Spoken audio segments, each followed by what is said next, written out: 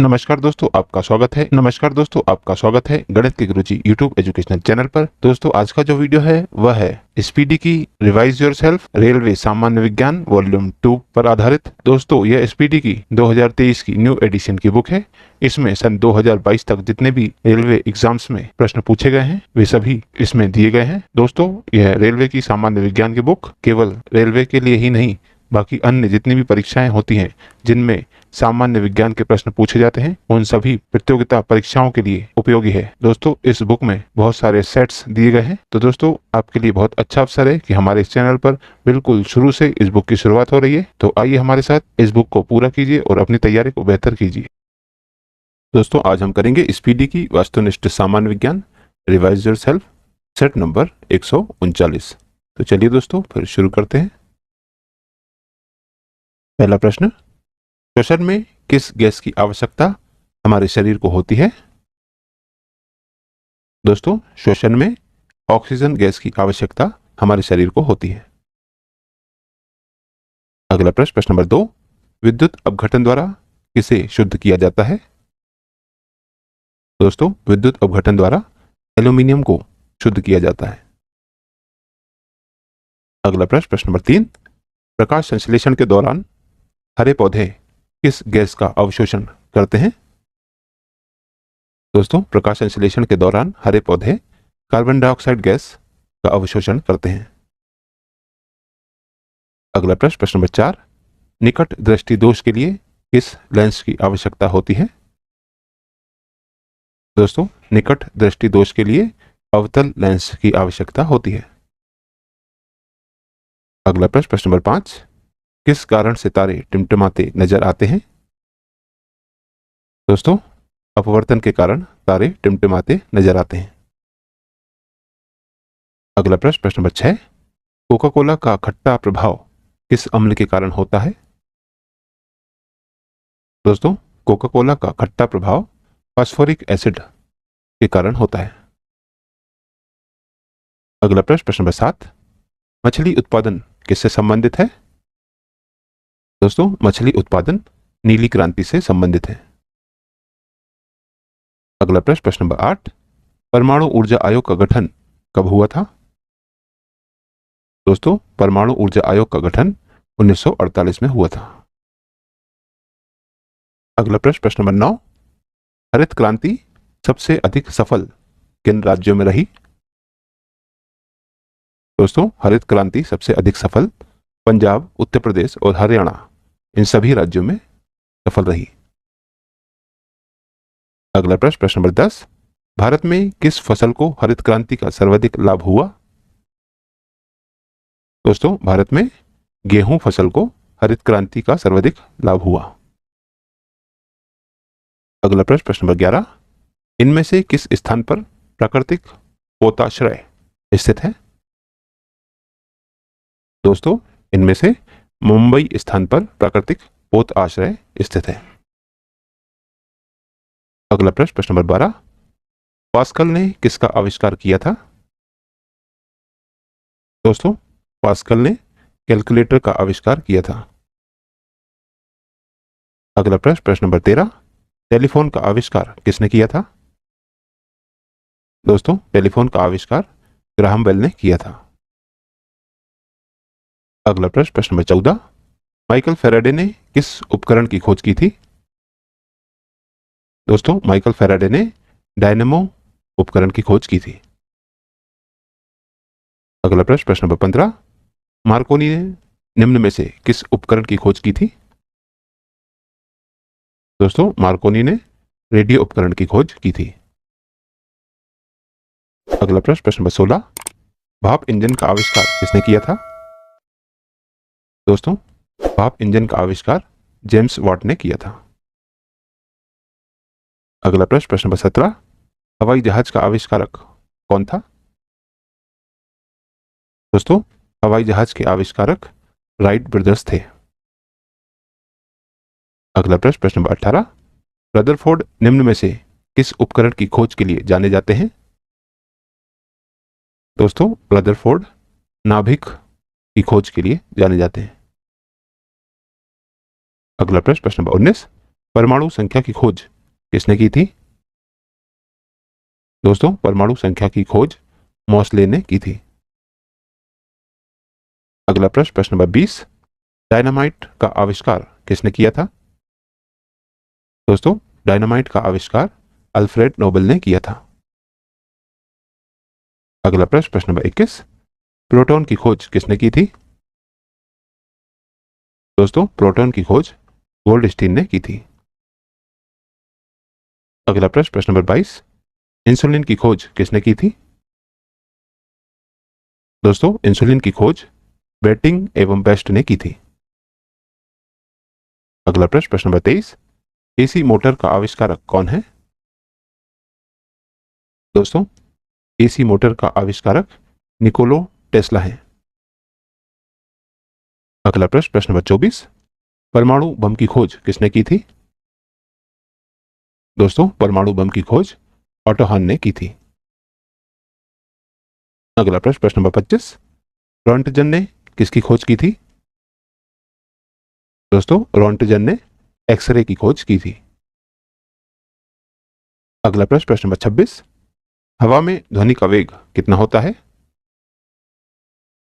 दोस्तों, हवा में ध्वनि का वेग 332 मीटर प्रति सेकंड होता है। अगला प्रश्न, प्रश्न नंबर 27, द्रव अवस्था में पाई जाने वाली धातु कौन है?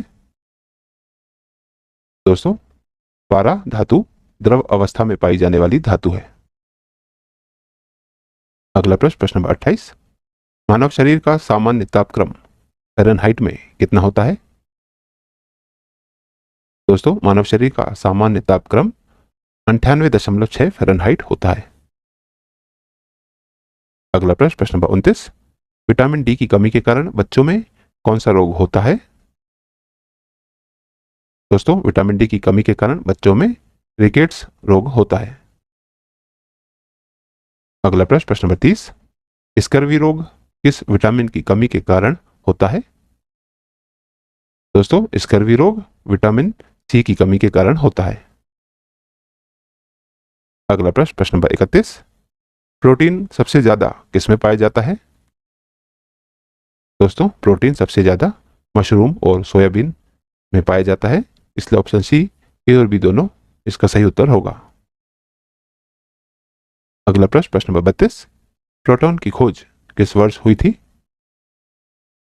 दोस्तों, प्रोटॉन की खोज 1932 में हुई थी।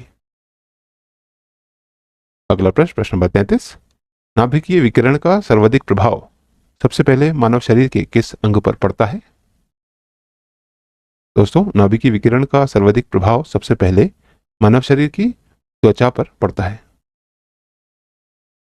अगला प्रश्न, प्रश्न नंबर 34, कौन सी गैस सबसे अधिक विषाक्त होती है? दोस्तों, इनमें कार्बन मोनोऑक्साइड गैस सबसे अधिक विषाक्त होती है। अगला प्रश्न, प्रश्न नंबर 35, प्रकाश के परिक्षेपण का अध्ययन करने के लिए किस उपकरण का प्रयोग किया जाता है? दोस्तों, प्रकाश के परिक्षेपण का अध्ययन करने के लिए स्पेक्ट्रोमीटर उपकरण का प्रयोग किया जाता है। अगला प्रश्न, प्रश्न नंबर 36, यक्ष्मा यानी कि तपेदिक के इलाज के लिए किस औषधि का प्रयोग किया जाता है? दोस्तों, यक्ष्मा यानी कि तपेदिक के इलाज के लिए स्ट्रेप्टोमाइसिन औषधि का प्रयोग किया जाता है। अगला प्रश्न, प्रश्न नंबर 37, पैराफिन मोम को और किस नाम से जाना जाता है? दोस्तों, पैराफिन मोम को पेट्रोलियम मोम के नाम से भी जाना जाता है। Set number 140। पहला प्रश्न, ध्वनि की माप की इकाई को क्या कहते हैं? दोस्तों, ध्वनि की माप की इकाई को डेसिबल कहते हैं। अगला प्रश्न, प्रश्न नंबर 2, लैक्टोज क्या है? दोस्तों, लैक्टोज एक दुग्ध शर्करा है। अगला प्रश्न, प्रश्न नंबर 3, डोलोमाइट किस प्रकार की चट्टानें हैं? दोस्तों, डोलोमाइट अवसादी प्रकार की चट्टानें हैं। अगला प्रश्न, प्रश्न नंबर 4, पिक्नोमीटर नामक उपकरण का प्रयोग किसे मापने के लिए किया जाता है? दोस्तों, पिक्नोमीटर नामक उपकरण का प्रयोग घनत्व को मापने के लिए किया जाता है। अगला प्रश्न, प्रश्न नंबर 5, ऑप्टिकल फाइबर किस सिद्धांत पर कार्य करते हैं? दोस्तों, ऑप्टिकल फाइबर पूर्ण आंतरिक परावर्तन के सिद्धांत पर कार्य करते हैं। अगला प्रश्न, प्रश्न नंबर 6, भारत में पीली क्रांति का संबंध किस फसल से है? दोस्तों, भारत में पीली क्रांति का संबंध तिलहन फसल से है। अगला प्रश्न, प्रश्न नंबर 7, अम्ल वर्षा वनस्पति को नष्ट कर देती है क्योंकि उसमें क्या मिला होता है? दोस्तों, अम्ल वर्षा वनस्पति को नष्ट कर देती है क्योंकि उसमें सल्फ्यूरिक अम्ल मिला होता है। अगला प्रश्न, प्रश्न नंबर 8, आयोडीन युक्त नमक किसके लिए लाभकारी होता है?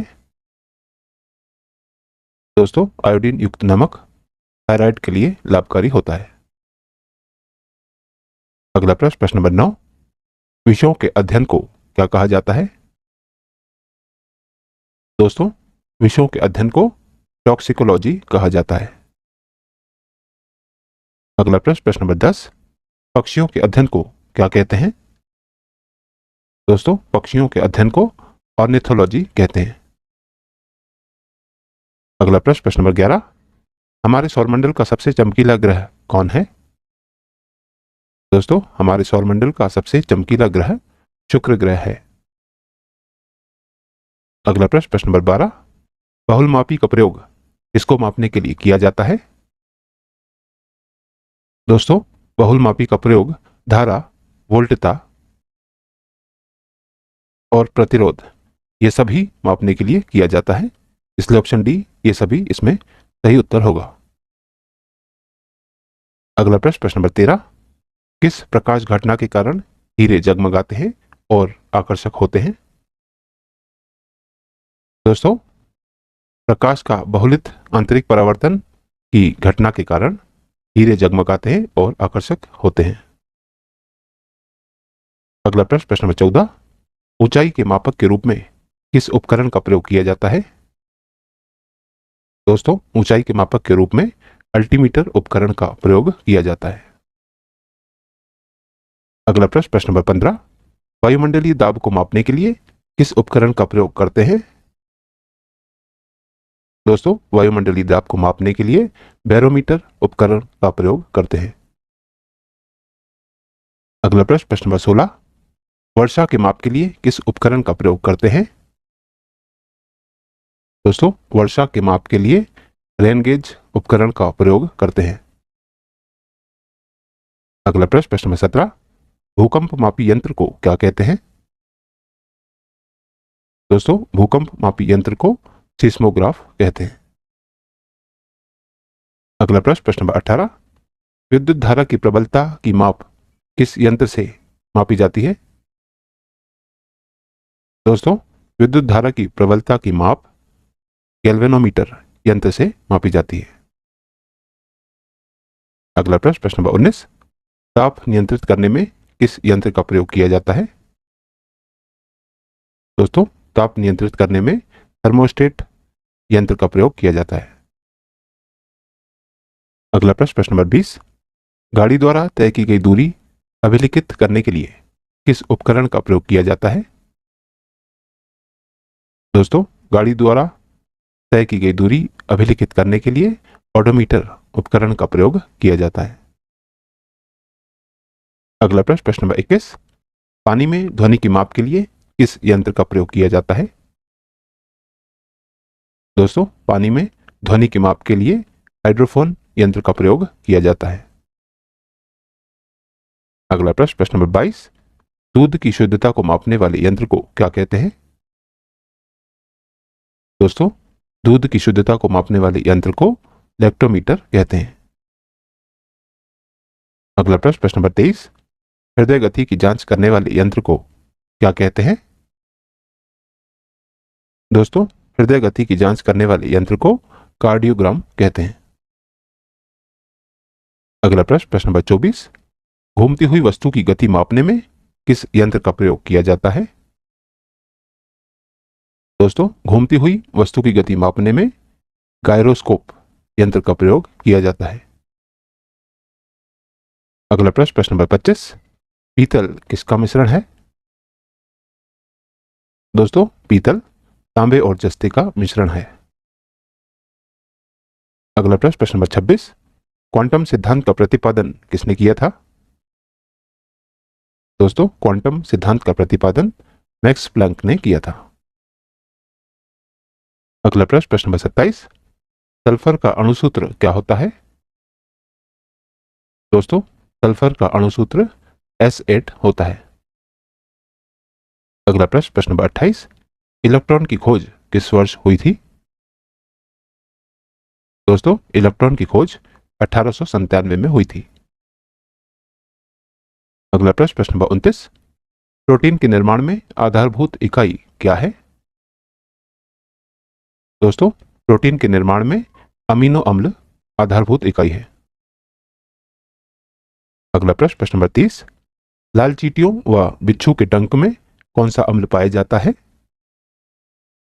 दोस्तों, लाल चींटियों व बिच्छू के डंक में फॉर्मिक अम्ल पाया जाता है। अगला प्रश्न, प्रश्न नंबर 31, दूर दृष्टि दोष को दूर करने के लिए किस लेंस का उपयोग किया जाता है? दोस्तों, दूर दृष्टि दोष को दूर करने के लिए उत्तल लेंस का उपयोग किया जाता है।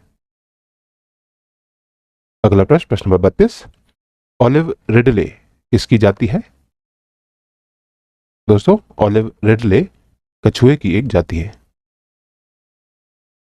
अगला प्रश्न, प्रश्न नंबर 33, ग्रेनाइट किस प्रकार की चट्टान है?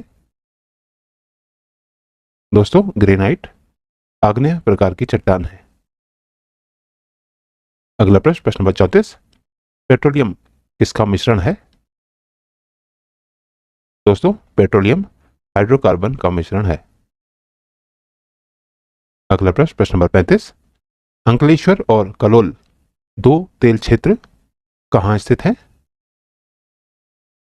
दोस्तों, अंकलेश्वर और कलोल यह दो तेल क्षेत्र गुजरात राज्य में स्थित है। तो दोस्तों, आज की इस प्रश्नावली में कुल 35 प्रश्न थे जो हमारे द्वारा पूर्ण कर लिए गए हैं। और दोस्तों, यदि आप इस YouTube चैनल पर नए हैं तो चैनल सब्सक्राइब कर लीजिए, वीडियो को लाइक किया कीजिए तथा इसे अन्य लोगों के साथ भी शेयर कीजिए। दोस्तों, मिलते हैं अगले वीडियो में अगली प्रश्नावली के साथ। तब तक के लिए नमस्कार।